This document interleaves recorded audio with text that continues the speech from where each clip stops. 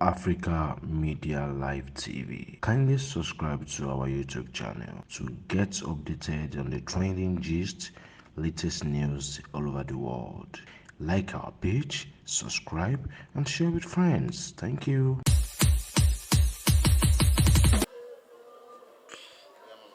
Ẹ máa béèrè question ni. Orúkọ mi.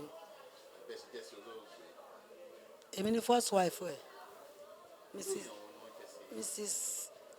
Mrs. Kudratu Adéfúnkẹ́ Òkúnẹ́yẹ.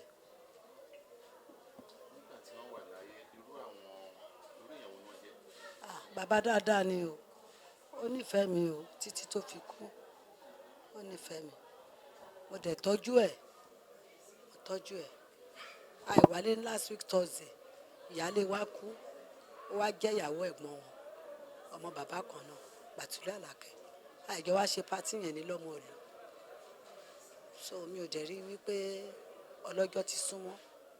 A dẹ̀ padà sékòó ńjọ́ Friday tá a dẹ̀ dẹ́kọ̀ọ́ yẹn ńjọ́ Jímọ̀ mo ní ó yá ká lọ Jímọ̀. Ó ní ó rẹ̀ òun díẹ̀ mo ní kí ló dé kò ní rẹ̀. So mo dẹ̀ ń wò ó ṣáà jẹun. Ìgbà tó dẹ̀ jẹun ní kúkúrú ṣá láàárọ̀ yìí around 5 o'clock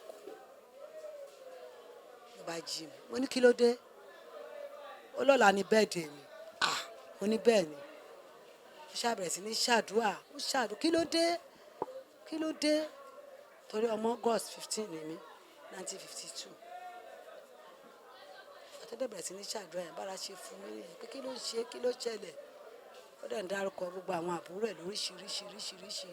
Ó ṣàdúrà fún mi. So first born mi ó dẹ̀ múra bí iṣẹ́. Bí ṣe pé nìyẹn pé bí ọdún màá wo dádì ẹ̀. Bá dẹ̀ máa ṣe wọlé báyìí kí ló dé?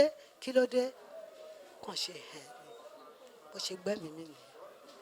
So ó jẹ́ ìyàlẹ́nu fún mi ṣùgbọ́n ọkọ mi dáadáa ni. A fẹ́ra níkù lọ́kà. Ọkọ mi ó nífẹ̀ẹ́ mi náà dẹ̀ nífẹ̀ẹ́.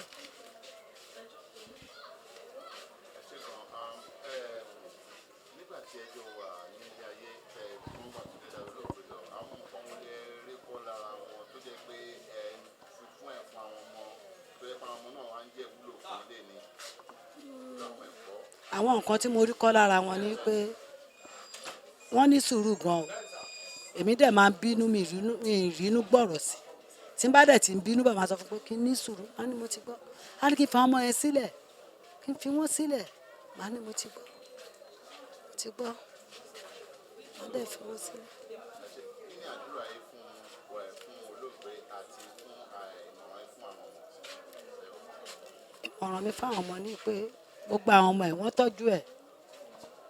tọ́jú ẹ̀ látòrí àkọ́bí mi Ṣakiratu Ọ̀ṣun Mákindé títí lọ bá last born Idris Brisky gbogbo wọn náà tọ́jú ẹ̀ o.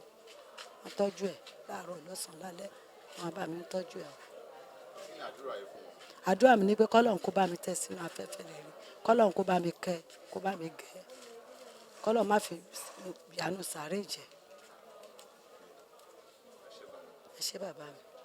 Mo fẹ́ kẹ́ bá mi dúpẹ́ lọ́wọ́ àwọn ẹbí ọkọ mi látòkèdélẹ̀. Wọ́n dúró tì mí. Àwọn aráalé ìyá mi náà bàbá mi gbogbo wọ́n dúró tì mí.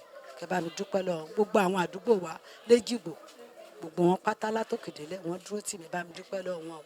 Ọlọ́run ò ní jẹ́ kí n fi eléyìí sọ fún wọn.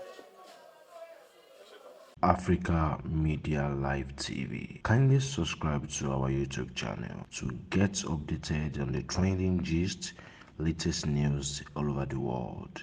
Like our page, subscribe, and share with friends. Thank you.